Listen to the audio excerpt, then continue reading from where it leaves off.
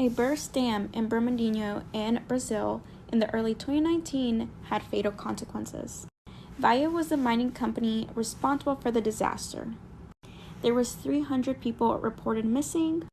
A large scale of liquefaction was already happening across the field before it collapsed. And this happens whenever the ground surface loses their strength in response to a strong ground shaking. Now, it was not naturally caused, it was actually due to mining and the factory that did take up responsibility for it and now is taking charges for murder.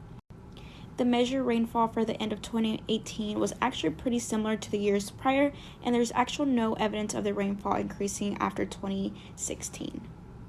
There is no evidence to consider the amount of rain has been a causative factor for the disaster. This rupture is actually one of the greatest human and environmental disasters in the history of Brazil. A potential 5-minute warning before the dam failed could have actually reduced the number of fatalities between 200 to 270. And if a potential warning would have been received 15 minutes before the failure, it actually would have reduced the number up to potentially 0 deaths. The dam underwent a sudden failure that extended across the full 720 meters width and 86 meters of height of the dam. Ecosystems and human health were mainly impacted due to the toxic composition of the mud and the velocity of the mud flow. The first targets hit by the mud flow were the mining workers. The Nova Estancia Hotel was actually operating during this disaster and had its employees and guests buried by the mud. Along this mud flow, it reached the Parapoeba River, causing serious pollutions in the aquatic system. This is actually one of the largest rivers in Brazil.